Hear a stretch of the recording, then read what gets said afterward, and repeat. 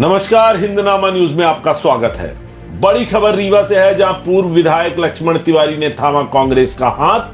कांग्रेस अध्यक्ष जीतू पटवारी ने दिलाई सदस्यता। लक्ष्मण तिवारी ने कहा, मैंने घर वापसी की है।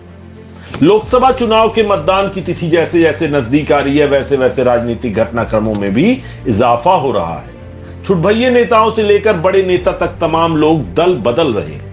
अब दल बदलने के इन कार्यक्रमों में किसका क्या स्वार्थ है, यह तो वही जाने, परंतु सार्वजनिक रूप से तो सब यही कहते नजर आते हैं कि जनता के हित के लिए ऐसा कर रहे हैं, सुचिता की राजनीति करने के लिए ऐसा कर रहे हैं।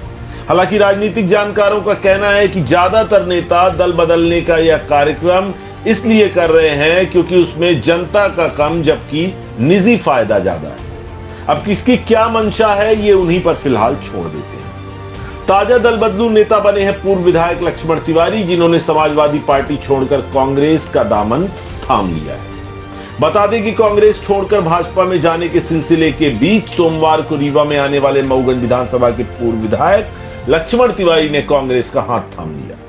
प्रदेश कांग्रेस मुख्यालय में आयोजित कार्यक्रम में प्रदेश कांग्रेस अध्यक्ष जीतू पटवारी ने उन्हें सदस्यता दिलवाई है। इस अवसर पर लक्ष्मण तिवारी ने कहा कि मैंने तो घर वापसी की है।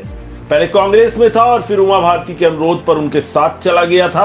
आज कांग्रेस को मजबूत करने की जरूरत है। तिवारी ने बता दें, पहले सवर्ण समाज पार्टी भी बनाई थी, बाद में उन्होंने खुद ही पार्टी छोड़ दी थी। 2008 में वहीं उमा भारती ने भाजपा से अलग होकर भारतीय जनशक्ति पार्टी बनाई थी।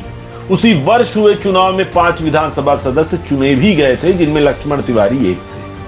2011 में इसका भाजपा में विलय हो गया और विधानसभा में इसके सभी सदस्य भाजपा के सदस्य हो गए। पार्टी ने लक्ष्मण तिवारी को 2013 में विधानसभा का चुनाव लड़ाया, पर वे हार गए। फिर 2018 में भाजपा ने उन्हें टिकट नहीं दिया तो वे निर्दलीय चुनाव लड़े और हार गए। 2023 का चुनाव वे समाजवादी पार्टी से सिरमौर विधानसभा से चुनाव लड़े, लेकिन वहां भी वे हार गए। लेकिन अब उन्होंने कांग्रेस की सदस्यता ले ली है। उन्होंने कहा कि भाजपा दल नहीं, दलदल वाली पार्टी बन गई है। भाजपा में लोग अपनी संपत्ति बचाने के लिए जा रहे हैं, कुछ बिक रहे हैं तो कुछ को खरीदा जा रहा है। देश की जनता के हित के लिए आज लड़ाई लड़ने की जरूरत है और कांग्रेस के बैनर के साथ ही लड़ाई लड़ी जा सकती है।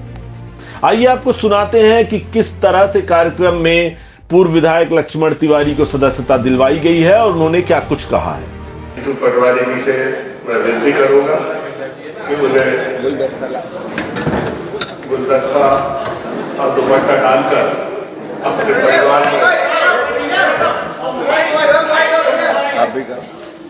अपने परिवार में उन्हें शामिल करने का स्वागत है सर। बहुत स्वागत है।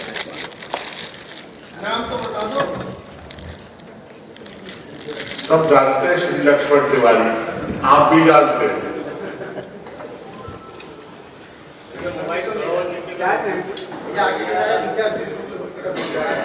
अब आप जो भी प्रश्न पूछना चाहें, आप आपसे बात कर ले थोड़ी सी। मैं माननीय लक्ष्मण तिवारी जी से इस विशेष मौके पर चाहूंगा कि 2 शब्द बोलें।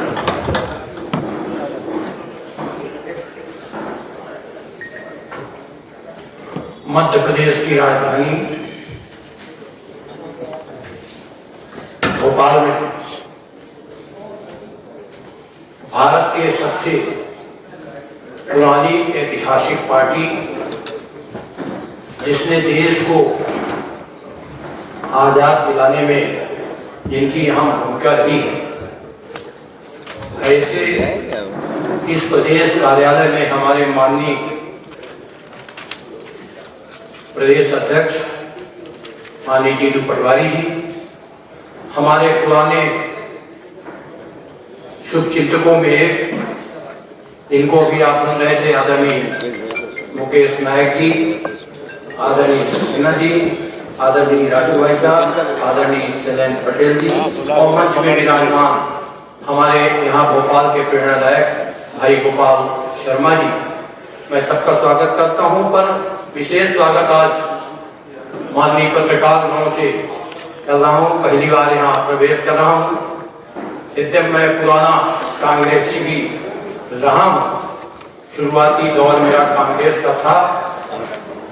साथियों, आप अलग अलग प्रश्न पूछेंगे, मैं एक 1-2 मिनट में आपको ब्रीफ कर दूं, क्योंकि प्रेस कॉन्फ्रेंस है। लगता है कि सैकड़ों बार आपसे इस भोपाल में प्रेस कॉन्फ्रेंस, होटलों में, दफ्तरों में, और जब हमारा कभी एक पार्टी का कार्यालय चला करता था न्यू मार्केट के पास, आपसे भेंट होती रहती। इस बार मैं कांग्रेस में क्यों,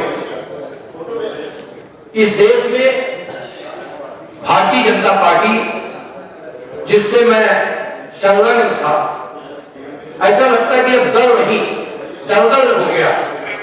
और वो पार्टी जो कभी दो लोग हुआ करते थे, वो आज दूसरे दलों को दो लोग ले जाने का जो काम मन में संकल्प लिया है।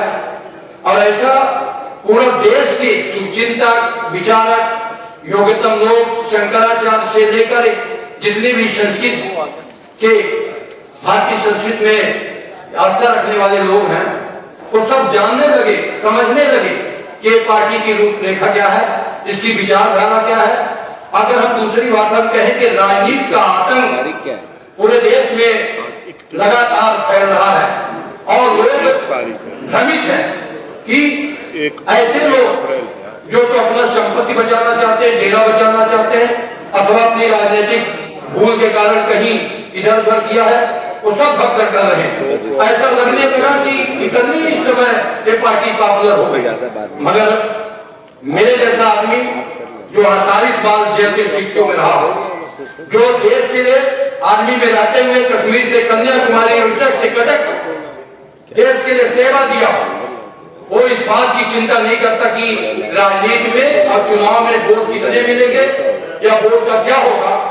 मगर अगर मैं अपने बिंद जरा की भूमि की बात करें तो हम बिंद की लड़ाई में भी संलग्न रहे हैं, इस गोबर प्लांट की लड़ाई में संलग्न रहे हैं। और आज ऐसा लगा कि लड़ाई लड़ने की जरूरत है और वो केवल और केवल कांग्रेस पार्टी है जिसके माध्यम से, जिसके बैनर से ये लड़ाई लड़ी जा सकती है। इसलिए मैं आज आदरणीय जीतू पटवारी जी के हाथों, हमारे जितने मित्र मंडल बैठे हैं उनके हाथों, मैं भी 70 के आसपास होने जा रहा हूँ और इसलिए यंग अपने आप को महसूस कर रहा हूँ कि ये लड़ाई लड़ेंगे और जो भी ताकत लगानी पड़ेगी जिंदगी में, अगर शहादत भी देने की जरूरत पड़ेगी कि हम देश को बचाने के लिए, देश के लोकतंत्र बचाने के लिए, देश की मान मर्यादा बचाने के लिए, देश में ऐसे आतंकवादी जो राजनीति को बदलने के भावना में काम कर रहे हैं, इनको समाप्त करने में हम भूमिका निभानी पड़ेगी। तो हम पूरे लोग जितने भी हमारे समर्थक तो हम ऐसे आए, अचानक यूट्यूब भाई का भी फोन गया और अचानक आए, तो आज मैं साथियों के साथ नहीं, एक बड़ा मजमा के साथ हम तो यहाँ सदस्यता ले रहे हैं, बड़े मजमे के साथ बिंद में ज्योति जलाने का काम करेंगे। Thank you very much. अगर आपकी तरफ से कोई विशेष प्रश्न हो, यद्यपि आप जानते ही हैं, तो कृपा करें मैं उसका उत्तर दूं। अरे एक मिनट, इधर से जी, मैं जब वहां था आतंकवादी पार्टी में नहीं कहा, आतंक कहा। जरा शब्दों को आप सुधारिए। मैंने कहा कि ऐसा लगने लगा कि आतंकवादी पार्टी में नहीं, मैंने कहा आतंक फैल रहा। आतंक कौन फैला रहा है, कहां से फैला रहा, आप भी बड़ी बात जानते हैं और आप तो बड़ी पत्रकार है, आपको तो जानना ही, इसलिए जानने में देर नहीं थी, समझने में देर नहीं थी। मैं उस घर में था और घर के बाहर मैं 2018 में बाहर आ गया, अल्प समय में ही। ये बहुत गड़बड़ है, यहाँ ठीक ठाक नहीं चला जी।